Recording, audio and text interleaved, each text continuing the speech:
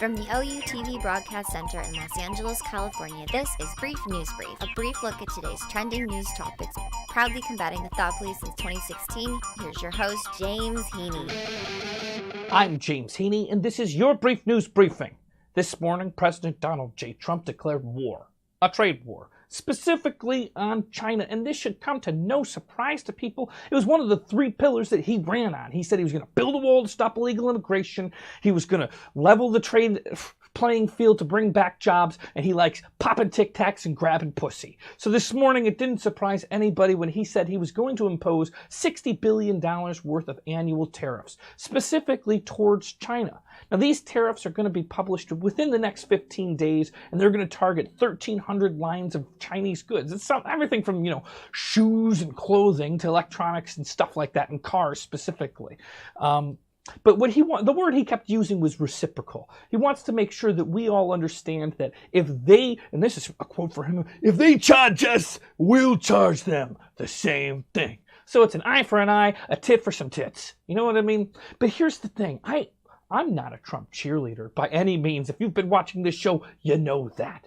But here's the thing. I think this sounds good. We need to be in competition, not just with China, though. China's got some low prices, and the reason that they can do that is they don't give people, they are not guardians of human rights per se. But at the same time, that's not the only place that we're having problems. I'm also having problems when I've today alone, and this is my own, I'm admitting something right now. I've had 2 deliveries from Amazon today, and I don't know where this stuff is coming from, but I bought it because it was cheap. I didn't have to go to a store, and it was delivered to my door within 24 hours. That kind of culture is going to be the downfall of the world as we know it. We can't keep buying stuff the way that we do, and I am just as guilty as anybody else. We need to start going to stores, going up to the merchants that are selling things. Otherwise, we're going to have Flippy the robot serving us burgers, self-driving cars, and none of us are going to have any jobs. It's not going to be China taking the jobs. It's going to be evaporated into the future of robots. Get your tinfoil hats out for conspiracy time. 11 days ago, on March 11th, 11/11, Donald Trump addressed us in the most, the typical presidential address that he would do on Twitter. And he stated, "The failing New York Times purposely wrote a false story stating that I'm unhappy with my legal team on the Russia case and that I'm going to add another lawyer to help out. Wrong! I'm very happy with my lawyers, John Dowd, Ty Cobb, and Jay Sukolo." So, 11 days have been passing, and we've seen more lawyers added to the team. Surprise, surprise. And those aren't typical lawyers. They aren't your average lawyers. They're types of lawyers that are interested in conspiracies, like the Democrats colluding with Russia to make it look like Russia's colluding with Trump. What? Anyhow, today, 11 days after the 11th when he had tweeted, John Dowd has resigned. There are a couple people saying that he was kind of pushed to resign, almost even fired.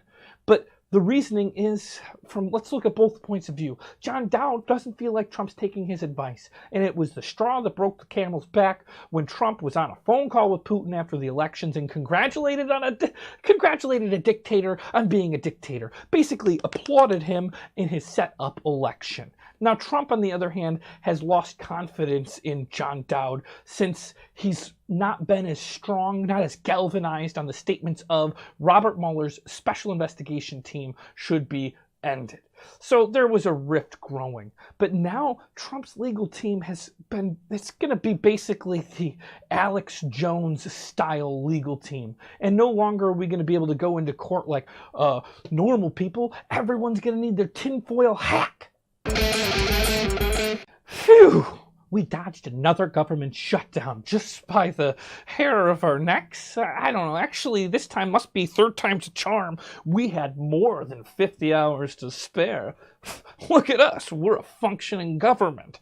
Now, this was a $1.3 trillion spending bill that's going to keep our government functioning through September 2018, which I guess is the end of the government fiscal year. I don't know how that works. They get a lot of vacations. This bill was over 2,200 pages long. I don't know anybody that's had time to read that, with exception of hopefully the people that voted on it. You read it all, like every line, to make sure there's not something sneaky in there. Please say you did.